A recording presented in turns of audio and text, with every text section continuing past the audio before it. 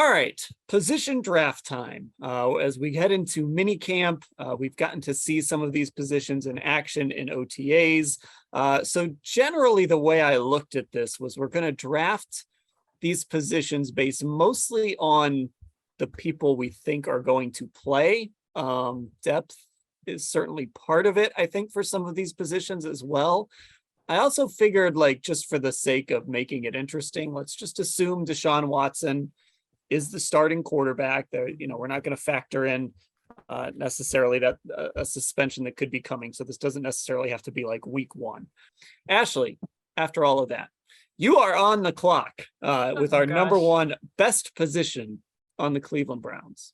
This is always so stressful for me to have the first pick because I'm always concerned I'm going to pick wrong. And we were talking beforehand. We think there's a couple ways you can go with this first pick. And I've been sitting here thinking about it. And I think I am going to go ahead and take the corners at number one. Dan made a face, so I'm a little concerned now, but I'll tell you why. It's a premium position. Obviously, I think we talked about how good this defense is. I think Denzel Ward's coming off a career year. I think Greg Newsome is kind of in a place to take a big second-year jump. I think he can excel in that slot role for them when they need him to. And they have Greedy Williams, who's going to get a lot of time. Martin Emerson, if he gets on the field, like his length so far from what we've seen from him. So overall, I think there's some depth there. And the guys who are your 1 and 2, in theory, are both really good. So I'm going to go with them. And on top of it, like I said, this positional value here, I think it matters to the Browns. We've seen how important good corners are, especially with the way offenses are going across the league. So I'm going to take them number one. I did make a face, but not because I think it's a bad pick. I wouldn't have, they weren't my number one position. They're high up on my position list. Just say it, Dan. She picked wrong. Just say it. I mean, yeah, Dan. Yeah, I do. Look, you took them too high. You reached Rude. here. You reached here. They're a first round pick, but I don't know if they're a number one overall pick. This is why I didn't want the number one pick. I had 3 groups I could have made a justification for, and you're telling me I still picked wrong? You should have traded picks with me then. So Mary Kay, you're up. Well, you guys can 100% guess where I'm going with this. I am going to take quarterbacks. It's the utmost premium position. And I think Deshaun is one of the best in the game at his position. And as long as he's still on the table in terms of purposes of this draft, I think that, obviously it's the most important position on the team. And they went out and sold the farm and to get him. And he could make the difference once he gets on the field between getting to the Super Bowl or not over the next 5, 6, 7 years. And I just think that's why they're in the pickle that they're in right now, and why they are the most controversial team in the NFL at the moment.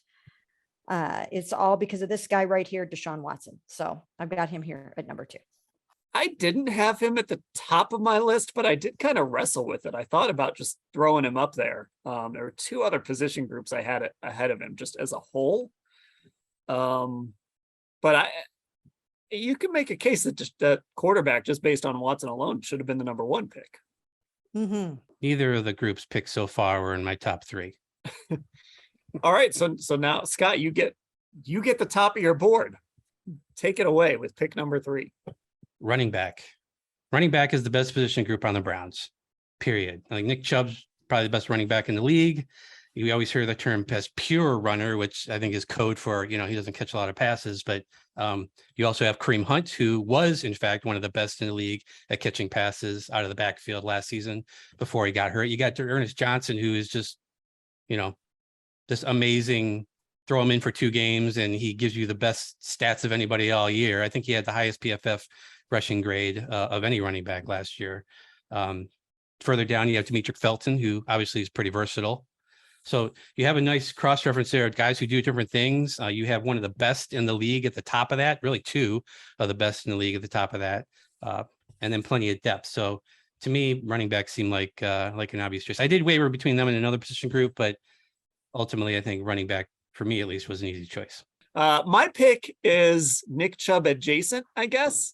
I'm going with the interior offensive line. Now, there is one thing that makes this iffy because I didn't just make it guards. I made it interior offensive line. So that includes Nick Harris, who we just don't know about because we haven't seen it a whole lot. But I think Joel Bitonio and Wyatt Teller are that good. I think they're actually going to help Nick Harris be just fine at center, or if it's Ethan Pocic, whoever it is, most likely Harris. I think they're going to be a big reason why he's successful and why he can be successful. Yeah, you're right. This was my top two: running back, interior offensive line. So we got the same. I mean, like, we don't know what Harris is going to be, but you got two of the best guards in the league flanking him. Teller's still one of the best run blockers in the league. You get whatever you're going to get with him as a pass protector, but that's really not why he's on your team. So, yeah. Okay, my top four. That was I had running back, interior O-line, quarterback, and cornerback. So the first round didn't go quite in the order I thought it would, but I'm really happy with my board here. It's falling in line with consensus. Ashley, let's see if you break that with your next pick. The way this trend is going here. Well, I still did have this position group in my top five. So I'm going to go ahead and take the edge guys, mainly because the Browns still have Myles Garrett. And we've talked about, I think Myles can still up the ante with his game. I think Myles and Joe Woods both think that, up his consistency. And a big part of that, which we've heard from Myles talking about already this offseason, is staying healthy and kind of avoiding those nagging injuries. And obviously last year he had to play out the end of the year with that groin injury, and you saw his sack numbers dwindle. He didn't get as many takeaways. I think another area he can really improve on, and he's already very, very formidable. But when you're talking about reaching the status he wants to reach, I think those are some of the things that are going to help him do that. And then obviously they get Jadeveon Clowney back, who I think is going to have to build on last year. You know, last year was kind of the career resurgence year for him. So I think now it's about proving that he can kind of have another one of those and stay healthy. I think this is nuts. I mean, I think no. Oh, okay.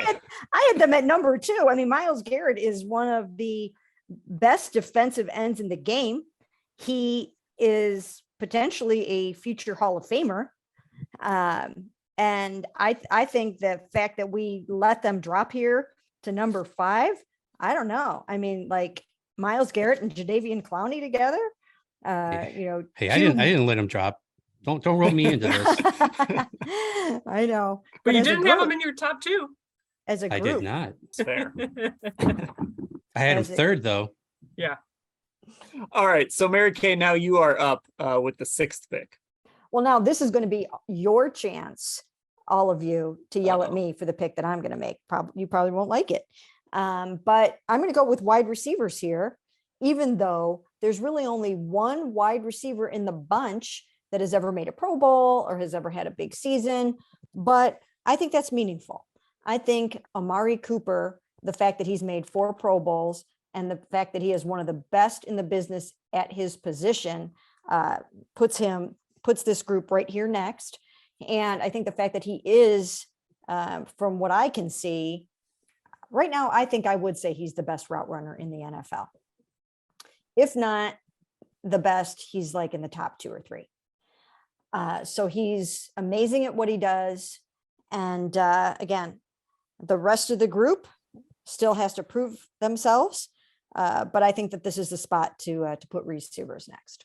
I did not have them anywhere near this spot. I'll be honest. There were 6 position groups that I ranked pretty easily. And then wide receivers just in a little jumble here.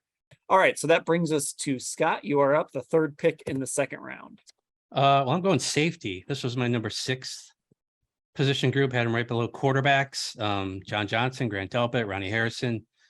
Your top 3 back from last year, although we're pretty sure Delpit and Harrison, their roles are probably going to flip. John Johnson's looked pretty good in OTAs for how well as can look. He's had a couple picks in 7-on-7s. I mean, they're not here just learning everything. I think he even mentioned that it's kind of like fine tuning this year. Okay, so I'm going to make my pick, and you guys think you were dunking on Mary Kay. Oh boy, you guys, you're going to have a field day with this one. but I'm going to do it. I'm going to pull the trigger on this one, and I am going to take the specialists. I knew you so were gonna do that that. includes the punter. Is it Bajorquez? Is that how you say it? Yeah. Charlie Hewlett. Scott, I know you were probably eyeing Charlie Hewlett landing Mhm. landing in your lap at He's some point. excellent. Cade York, fresh off a 60-yard field goal at OTAs. In That's just- shorts with no rush, but go ahead. That's all right. It's all right. Scott's got to bring everyone back down to earth after Brown's Twitter like anointed him the next savior of Cleveland the other day. And we are including in this group, and this is key, I think. At least I'm including in this group. Maybe you guys want to argue with me, but I'm including Jakeem Grant in this group, and he is a gigantic upgrade in the return game. He has shown it. This team needs somebody who can do something dynamic in the return game.